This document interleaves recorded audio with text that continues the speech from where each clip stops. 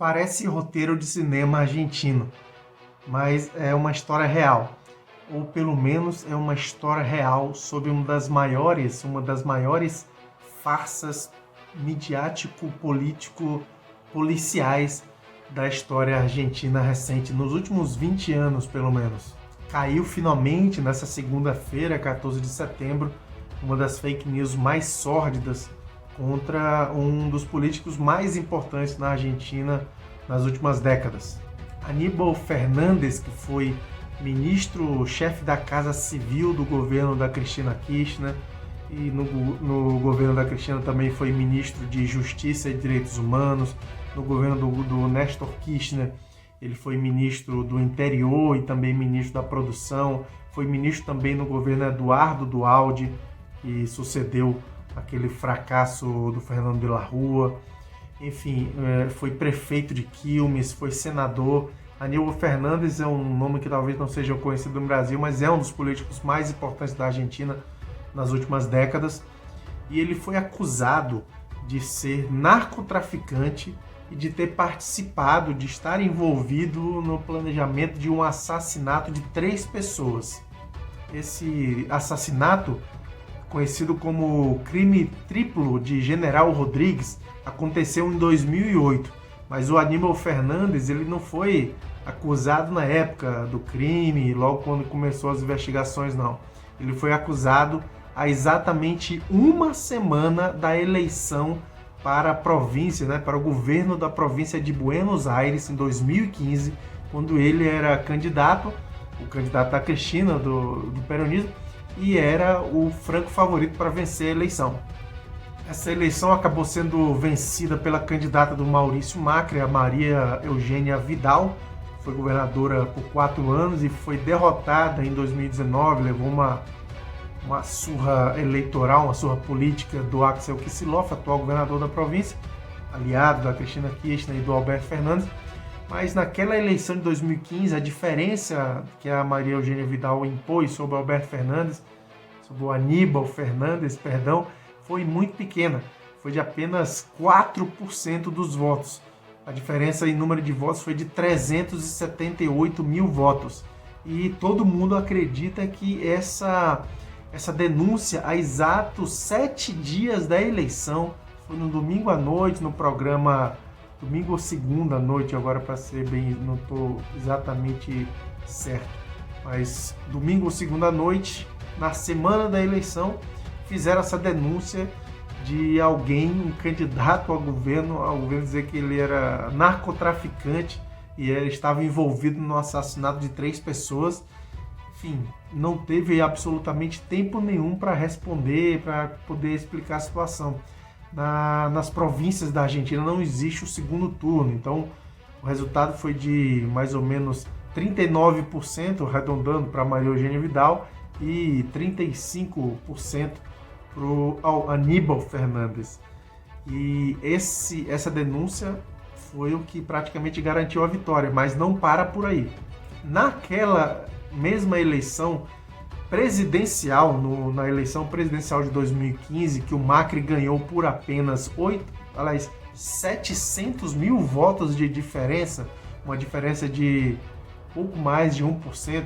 O Macri teve 51,4% dos votos e o Daniel Scioli, que hoje é o embaixador da Argentina no Brasil, nomeado pelo Alberto Fernandes, o Daniel Scioli, apoiado pela Cristina Kirchner, então presidenta, ele teve 48,6% dos votos. E a diferença, quer dizer, 700 mil votos. Se o Macri tivesse 350 mil votos a menos, ele teria sido derrotado, a vitória teria sido do Scioli.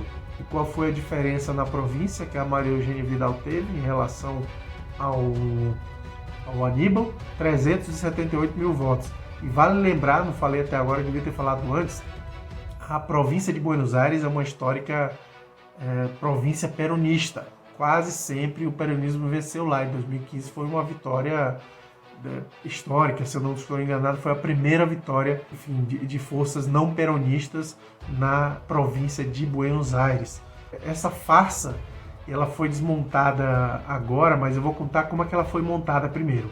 Poucos dias antes da eleição, a deputada Elisa Carrió, aliada do Macri lá em 2015, mas que já foi de esquerda, ou pelo menos progressista no passado não tão distante. A Elisa Carrió, que eu até me refiro a ela no Twitter sempre como uma das maiores fabricantes de fake news da Argentina, ela foi que causou, ela que armou essa farsa contra o Aníbal Fernandes junto com o jornalista Jorge Lanata, que é um canalha que se diz jornalista e que de fato tem um programa jornalístico, mas não passa de um canalha mau caráter que criou uma série de fake news ao longo das últimas décadas contra o kirchnerismo, contra o peronismo. Então a Elisa Carrió e o Jorge Lanata armaram as entrevistas.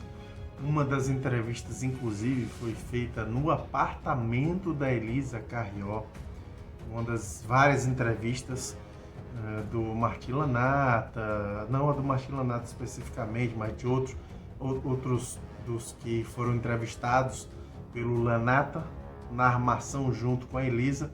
Mas uma dessas entrevistas foi no apartamento da Elisa Carrió, prestou uma deputada e prestou o seu apartamento para uma armação como essa contra o Aníbal Fernandes. Esse cara que chama Martim Lanata, o mesmo sobrenome do Jorge Lanata, mas não são familiares, e fizeram ele acusar o Aníbal Fernandes de ser o traficante conhecido como La Morsa. É um apelido, coisa de traficante, né? Apelido de traficante, La Morsa. Disseram que era o Aníbal Fernandes, o La Morsa, que estava envolvido nesse crime bárbaro de 3 assassinatos lá em 2008. E o Lanata, há uma semana, sempre enfatizar, gente, isso é muito grave, há uma semana de uma eleição, a segunda eleição mais importante da Argentina, depois da presidencial, é como a eleição do estado de São Paulo, para comparar com o Brasil. O Martim Lanata, assassino, disse que o Aníbal Fernandes era o La Morsa, o traficante envolvido no crime lá de General Rodrigues. Os caras foram capazes, quer dizer, uma deputada, uma parlamentar, né, deputada federal, aqui chamam de nacional, e um jornalista com uma popularidade gigantesca, como é o Jorge Lanata, fizeram essa farsa, criaram essa fake news para influenciar diretamente na eleição. Anos depois, até a esposa de um dos presos que estava lá acabou dando uma entrevista para outros meios de comunicação, disse que não entendeu por que depois da eleição da Maria Eugênia Vidal, quando estava comemorando ele, quando saiu o resultado, os carcereiros da prisão abriram as portas e comemoraram a vitória da Eugênia Vidal como se fossem militantes do Macri. E é claro, o Clarim, naquele momento, quando o Lanata fez a denúncia no seu programa Periodismo para Todos, né, Jornalismo para Todos, replicou tudo. O Clarim, que é a Globo daqui, o La Nación, toda a mídia de direita repercutiu isso fortemente, tratando como verdade absoluta, ninguém questionou. Então o Aníbal Fernandes passou, desde aquele momento, uma semana de eleição, até ontem praticamente, negando que ele era o La Morsa, negando que ele tinha qualquer participação no triplo assassinato e negando que era narcotraficante. Mas até hoje essa pecha pegou nele. Todas as vezes que eu estive em Buenos Aires e que pegava um táxi com o Uber e falava de política com o motorista e acabava revelando meu apoio ao kirchnerismo, os motoristas, a primeira coisa que eles falavam era: porque você sabe quem é o Aníbal Fernandes? Pois é, o braço direito da Cristina, narcotraficante, participou de um assassinato de 3 pessoas. Quer dizer, essa fake news assim destroçou a vida do Aníbal Fernandes, que infelizmente conseguiu dar a volta por cima e hoje está no governo Alberto Fernandes. Ele é dirigente de uma empresa estatal ligada à energia, se eu não estou equivocado. Por fim, como é que foi desmentida essa fake news? O Clarim fez uma matéria, vou colocar aqui, e uma matéria falando sobre uma operação de combate ao narcotráfico, operação há tempos atrás aí, e uma matéria longa, bem detalhada, muito bem feita até a matéria, E só lá no 13º parágrafo, isso que vocês estão vendo, no 10º, pode contar, eu vou colocar o link na descrição do vídeo. No 13º parágrafo que o Clarim colocou a informação importante sobre o Aníbal Fernandes. Eles disseram que o La Morsa, o traficante, né, a pessoa chamada de La Morsa, que várias fontes o identificam como sendo um ex-espião do esquema, enfim, militar, policialesco que existia dentro da ditadura argentina, que depois ficou no governo democrático também. Um espião chamado Júlio César Posse.